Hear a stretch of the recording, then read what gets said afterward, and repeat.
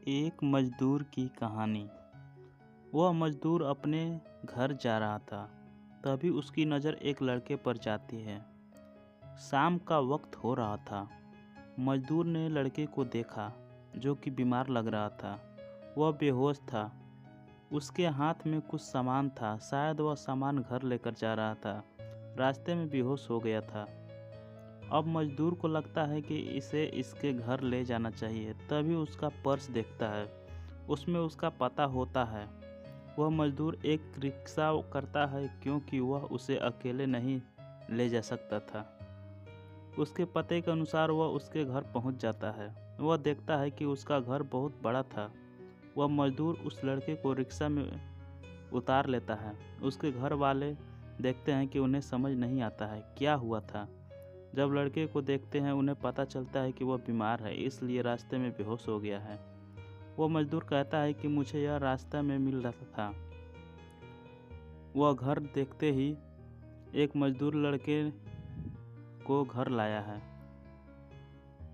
वह उसे शुक्रिया करते हैं, उसे इनाम में धन देना चाहते हैं, मगर वह मजदूर कहता है कि यह काम मैंने इनाम के लालच में नहीं किया है।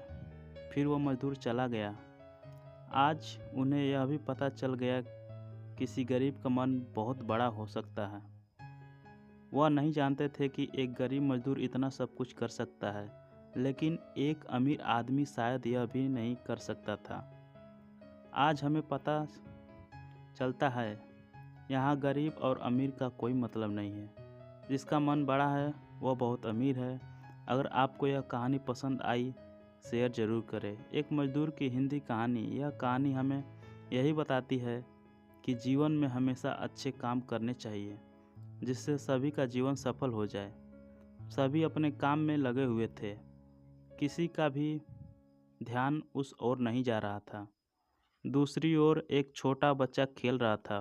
वह किसी मजदूर का बच्चा होगा, क्योंकि वह उस जगह पर खेल रहा था जहाँ कोई उसकी ओर ध्यान नहीं दे रहा था।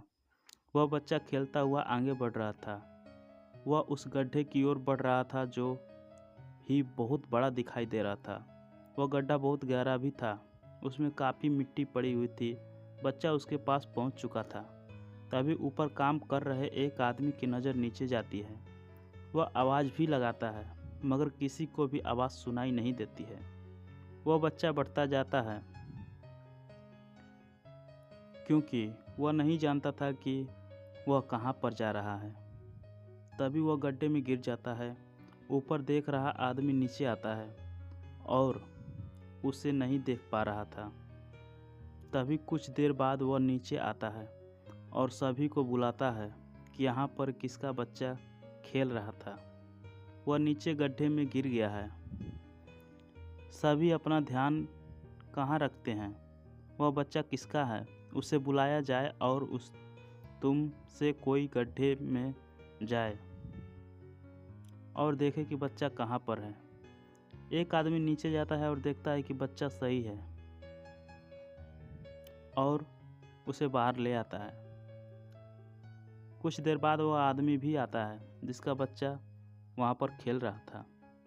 उस आदमी से कहा जाता है कि तुम्हें अपने बच्चे नहीं लाना चाहिए, क्योंकि तुम देख सकते हो कि यहाँ पर काम हो रहा है। जब यहाँ पर काम चल रहा है तो तुम यहाँ अपना बच्चा क्यों लाए हो? अगर यह बात सेठ को पता चली तो वह बहुत गुस्सा करेगा। तुम्हें इस बात का ध्यान रखना चाहिए कि मजदूर कहता है कि यह मेरे साथ में रहता है। घर पर कोई भी नहीं है, इसलिए यह मेरे साथ में आता है।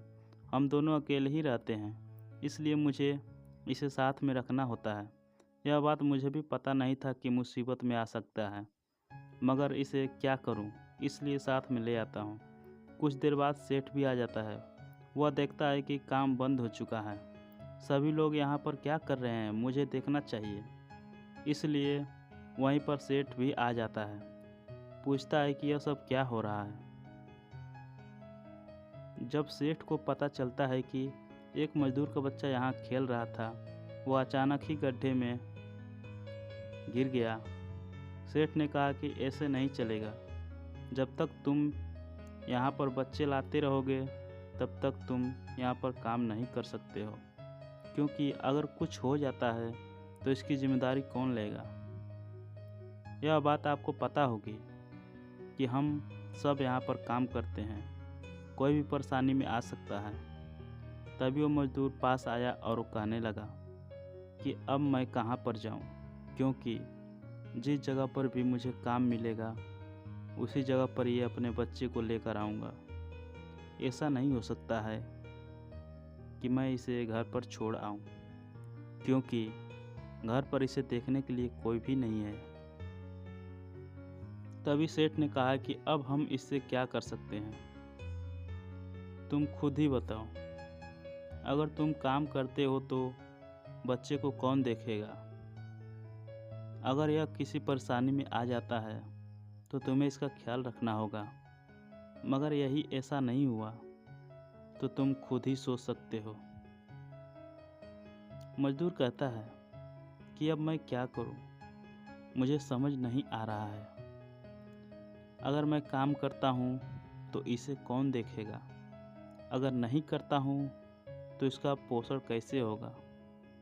कुछ समझ में नहीं आ रहा है, हम क्या कर सकते हैं। ऐसा कोई भी काम जो मुझे मिल जाए जिसे मैं इसका ध्यान भी रख पाऊँ, ऐसा काम मुझे कहाँ मिलेगा। सेठ ने कहा कि तुम मेरे साथ में आओ, मैं कुछ करता हूँ, शायद तुम्हारी परेशानी दूर हो सकती है। सेठ ने उसे अपने साथ ले गया। उसके बाद सभी मजदूर काम करने लग गए।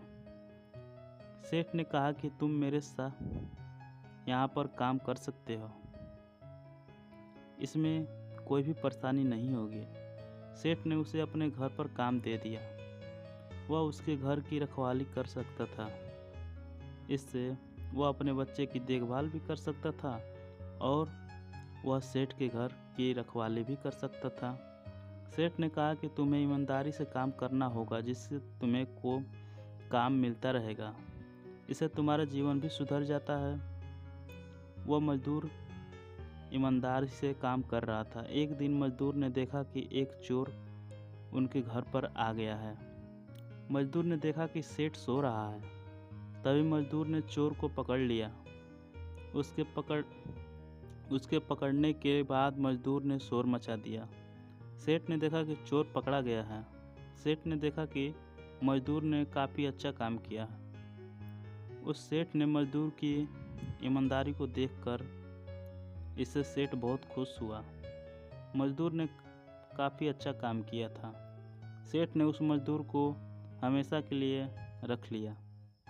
मजदूर ने काम से सेठ को लग रहा था कि आज की दुनिया में बहुत अच्छे लोग रहते हैं। सेठ मजदूर के बच्चे के लिए भी बहुत अच्छा काम, बहुत अच्छा ठीक से रखने के लिए सभी इंतजाम कर दिया था। हम सभी अगर किसी की मदद करते हैं तो इससे उनका जीवन भी सुधर जाता है। अगर आप भी ऐसा करते हैं तो शायद हम दूसरों का जीवन सुधार सकते हैं। यह कहानी आपको कैसी लगी? अगर कहानी पसंद आई तो हमारे चैनल को सब्सक्राइब करें, वीडियो को ज़रूर शेयर करें और कमेंट बॉक्स में कमेंट करके ज़रूर बताएं कि यह कहानी आपको कैसा लगा। चलिए चलते हैं अगले वीडियो की ओर, अगले कहानी की ओर। तब तक के लिए नमस्कार, जय हिंद।